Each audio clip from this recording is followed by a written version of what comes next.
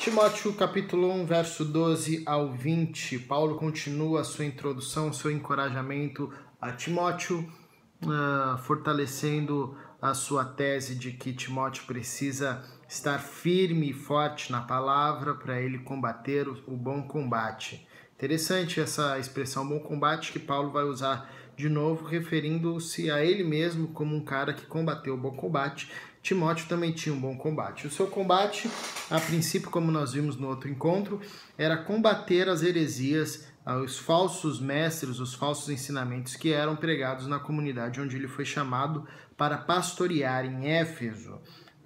Paulo ele vai também descrever a profundidade do amor de Deus em Cristo Jesus, que tem a capacidade de transformar o pior dos pecadores em um dos maiores servos, né? Que foi o que aconteceu com o próprio apóstolo Paulo, que era um dos principais pecadores, como ele mesmo diz, o perseguidor do próprio Cristo, mas que foi transformado pela força de Cristo em servo e foi chamado para servir. Isso nos revela que o chamado para o serviço não parte de nós, mas parte de Deus. Deus, em Cristo Jesus, essa força opera em nós, convertendo o nosso coração, trazendo uma conversão genuína, fazendo com que a gente reconheça a grandeza de Deus, o senhorio de Cristo, e reconhecendo a nossa posição de pecado. Diante disso, gera em nós arrependimento, e por gerar arrependimento, coloca em nós um desejo de servir a esse Deus. Isso é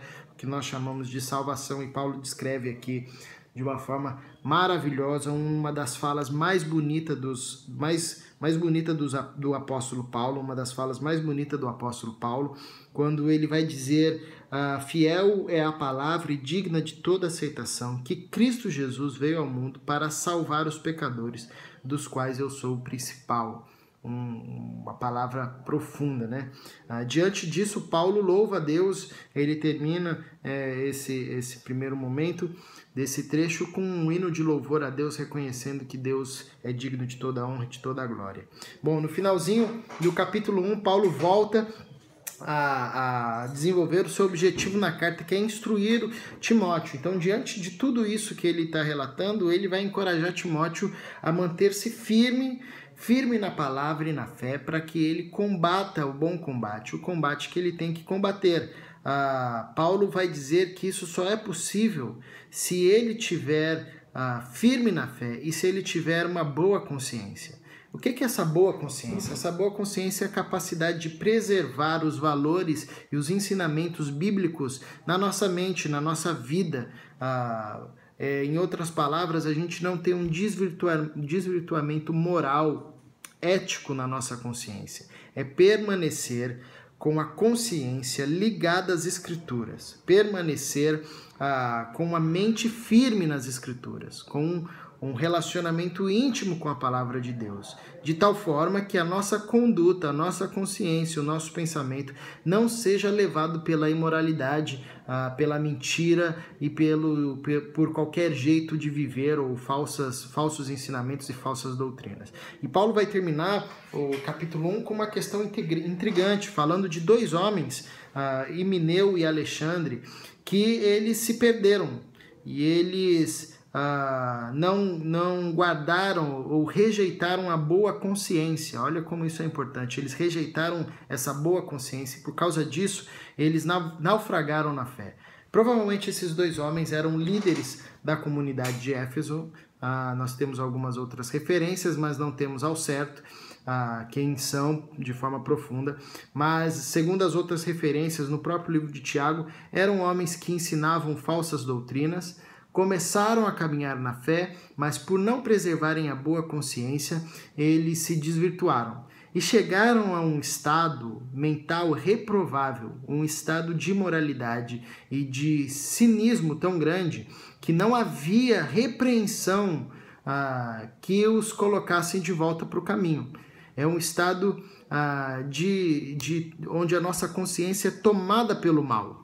Isso aqui é profundamente importante porque nos revela que a gente pode começar bem na caminhada cristã, mas a gente pode se perder É o que a gente viu em Gálatas capítulo 1, no finalzinho do capítulo também, que Paulo se espantou porque os Gálatas estavam passando apressadamente do evangelho, indo para qualquer outra história que não era o evangelho.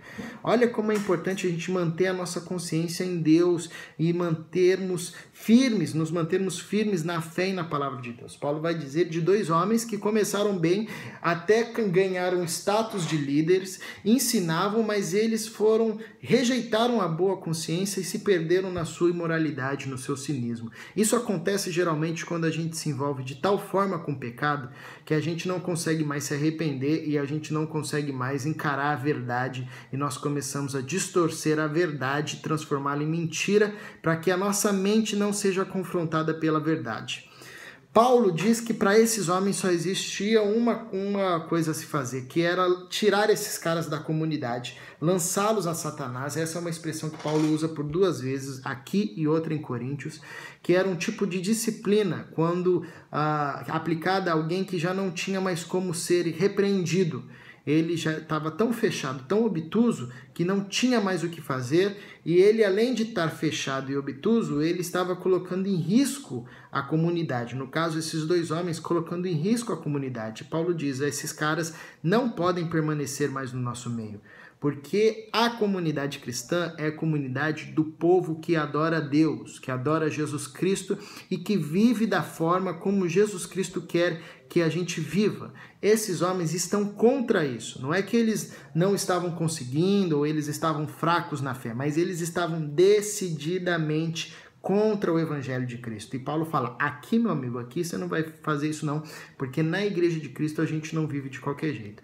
Então Paulo os expulsa da comunidade, os entrega a Satanás, né, essa expressão, com o objetivo de restauração, que de alguma forma eles pudessem ter uma ocasião de arrependimento ou caíssem em si e de alguma forma a partir do castigo que recebessem, eles conseguissem voltar à lucidez e voltar a se arrepender e não blasfemarem mais contra Deus. Então isso nos revela a seriedade do que é participar da comunidade cristã. A igreja não é um clube, a igreja não é uma casa para você se sentir bem, a igreja é um local de gente que se reúne para adorar Jesus Cristo e para viver da forma como Jesus Cristo quer que a gente viva, né?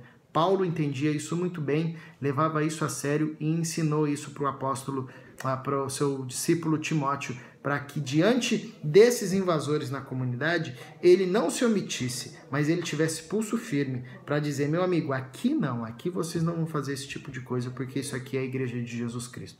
E eles faziam isso na autoridade de Jesus, como Jesus havia dado aos seus apóstolos. Então, semana que vem, capítulo 2 do livro de Timóteo.